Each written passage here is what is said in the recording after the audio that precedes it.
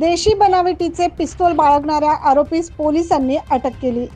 गुन्हे शाखा युनिट 1 ची ही कामगिरी आहे। पाहूया सविस्तर बातमी।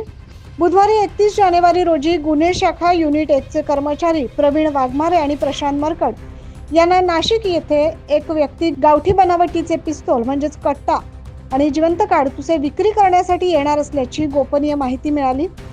सदरची माहिती मिळताच प्रवीण वाघमारे व प्रशांत गरकड यांनी गुन्हे शाखेचे पोलीस निरीक्षक विजय ढमाळ यांच्या मार्गदर्शनाखाली ड्रीम कॅसलकडे जाणाऱ्या इसमास रोडवरून चालत असताना ताब्यात घेतले।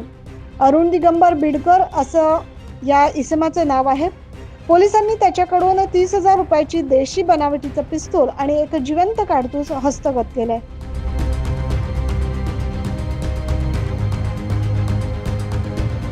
सदर इसमावर ताब्यात घेऊन पंचवटी पोलीस स्टेशन येथे गुन्हा दाखल करण्यात आलाय। 9 न्यूज महाराष्ट्रासाठी प्रतिनिधी अजीज सय्यद।